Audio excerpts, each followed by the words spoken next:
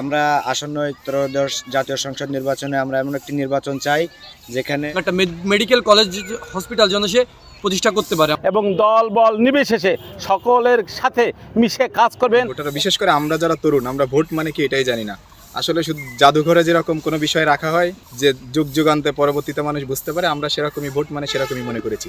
Vote আসলেই প্রার্থীরা নানা প্রতিশ্রুতি দেন, আবার প্রার্থীদের কাছে ভোটারদেরও থাকে নানান প্রত্যাশা। তবে এবার শুধুমাত্র প্রতিশ্রুতি এবং প্রত্যাশার মধ্যে সীমাবদ্ধ নয়।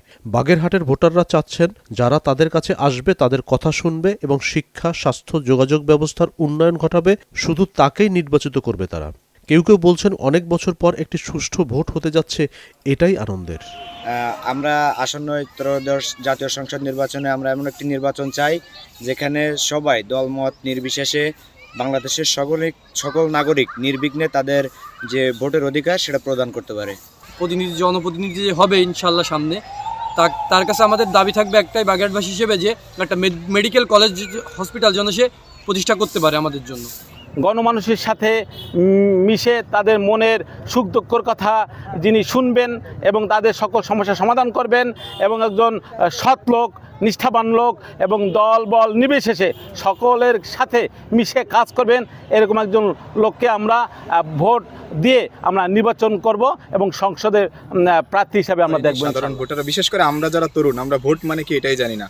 আসলে শুধু জাদুঘরে যেরকম কোনো বিষয় রাখা হয় যে যুগ যুগান্তে পরবর্তীতে মানুষ বুঝতে পারে, আমরা সেরকমই ভোট মানে সেরকমই মনে করেছি। তো আমরা মনে করি যে 24-এর ছাত্র জনতার যে বিপ্লব, এই বিপ্লবের পরবর্তী সময়ে আমরা তরুণ ভোটারদের ভিতরে যে একটি উৎসাহ রয়েছে, সেটি হচ্ছে আমরা আনন্দের সাথে আমরা প্রত্যাশা করি যে আমরা ভোট কেন্দ্রে যাব এবং যে আগে যে একটি উৎসাহ উদ্দীপনা ছিল, সেই উৎসাহ উদ্দীপনার মাধ্যমে আমরা যাকে খুশি তাকে ভোট দেবো, যেখানে খুশি সেখানে ভোট দেবো, সেরকম একটি পরিবেশ তৈরি হবে। বিশেষ করে বাগেরহাটের যে আসনে যে সমস্ত প্রার্থী আছে তাদের কাছে বিশেষ করে প্রত্যাশা হচ্ছে, আমাদের বাগেরহাট কিন্তু একটি পর্যটন এলাকা।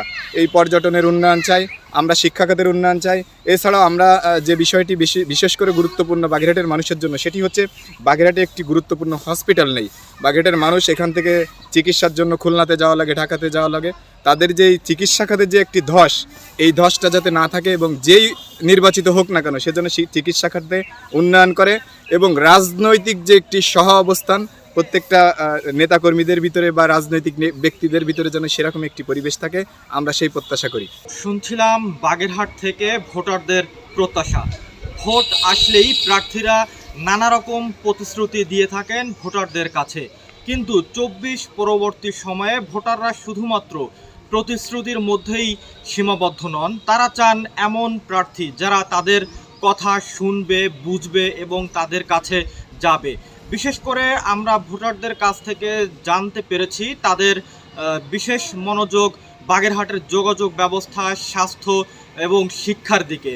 যে প্রার্থী এই তিনটা দিকে বিশেষ নজর দিবে, বাগেরহাটের ভোটাররা তাকেই নির্বাচিত করতে চাচ্ছেন। এই ছিল বাগেরহাট থেকে ভোটারদের প্রত্যাশা সম্পর্কে সর্বশেষ। তারিকুজ্জামান, নয়া দিগন্ত।